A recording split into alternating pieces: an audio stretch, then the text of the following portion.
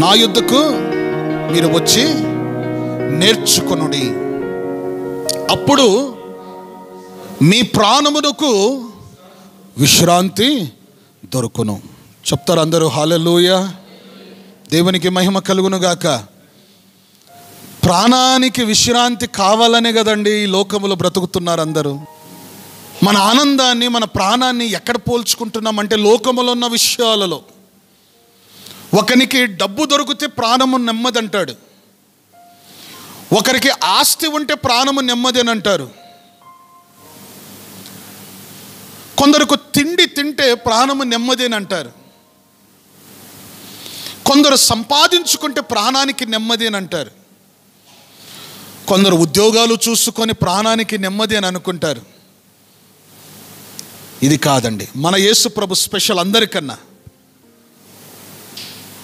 ఈ లోకంలో చాలామంది ఉన్నారు, మీకు అది ఇస్తాను ఇది ఇస్తామని చెప్పేవాళ్ళు దేవుళ్ళు చాలామంది ఉండొచ్చు.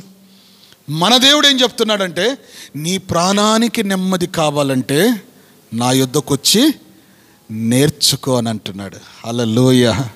యేసు ప్రభు అదే చెప్తున్నాడు కదా. మనం ఏదన్నా నేర్చుకోవాలంటే ఎక్కడికి వచ్చి నేర్చుకోవాలి? దేవుని ఆలయముకు వచ్చి నేర్చుకోవాలి. 12 ఏండ్లు కలిగినప్పుడు యేసు ప్రభు దేవాలయంలో కూర్చొని ఉంటే ఆయన చుట్టూ ఎవరు కూర్చొని ఉన్నారండి? పెద్దలు, యాజకులు కూర్చొని ఉన్నారు. వాళ్ళందరూ ఎవరి నుండి నేర్చుకుంటున్నారు? ప్రధాన జ్ఞాని అయిన యేసు ప్రభు దగ్గర నేర్చుకుంటున్నారు. తల్లిదండ్రులు పరిగెత్తుకుంటూ వచ్చారు, అయ్యా నువ్వు ఇక్కడున్నావా, మేమంతా ఎతుకుతున్నాము.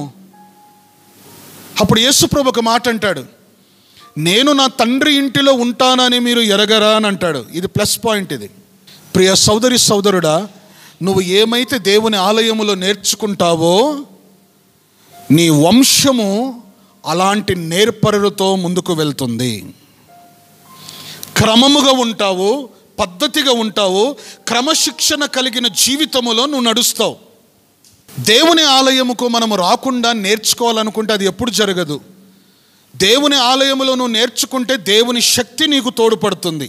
నువ్వు బయట నేర్చుకుంటే వాళ్ళ మాటలు నీకు తోడుగుంటాయి, కానీ దేవుని శక్తి నీ తోడుగా ఉండదు. ఇది గమనించాలి. సరే, ఉదాహరణకి నేను కొన్ని ప్రశ్నలు మిమ్మల్ని అడుగుతానండి. ఎన్ని సంవత్సరాల నుండి మనం ప్రార్థనకు వస్తున్నాం? చెప్పండి, ప్రార్థన నేర్చుకుంటున్నారా? ఎందుకు మీకు ప్రార్థన రాలేకపోతుందంటే మీరు నేర్చుకోలేదు కాబట్టి, లేదా నేర్చుకునేవారు మీ ఇంట్లో లేరు కాబట్టి. ఫస్ట్ ఎవరు నేర్చుకోవాలి? తల్లిదండ్రులు నేర్చుకోవాలి. రెండవదిగా ఎవరు నేర్చుకోవాలి? తల్లిదండ్రులు నేర్చుకున్నది పిల్లలు నేర్చుకుంటారు. మనం ప్రార్థనలకు వస్తున్నాము, చాలామందికి ప్రార్థన రాదు. ఇన్నేళ్ళు దేవుని ఆలయానికి వస్తున్నామే, మళ్ళీ ప్రార్థన ఎందుకు రాదండి నీకు? ఎందుకు రాదు ప్రార్థన?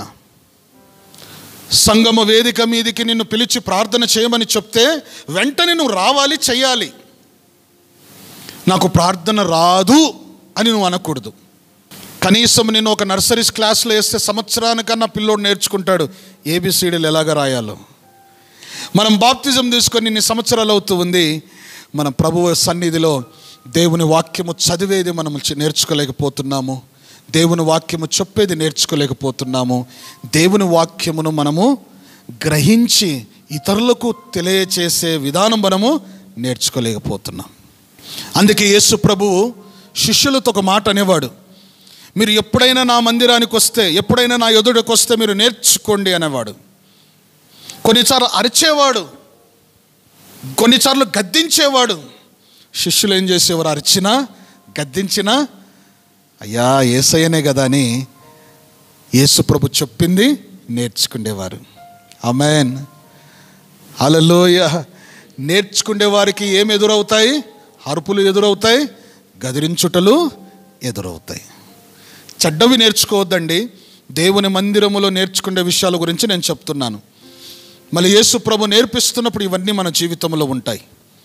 మూడోదిగా మనము చూస్తూ ఉన్నాము, దేవుని ఆలయంలో మనం ఎలాగ ఉండాలి, ఎలాగ నడవాలో, ఏ రీతిగా మనం మాట్లాడాలి, ఏ రీతిగా పలకరించాలి, ఏ రీతిగా కూర్చోవాలి, లేవాలి, ఏ రీతిగా మనం ప్రార్థన చేయాలి, ఏ రీతిగా దేవుని మందిరానికి మనం రావాలి, వెళ్ళాలి, ఇవన్నీ మనము నేర్చుకోవాలి.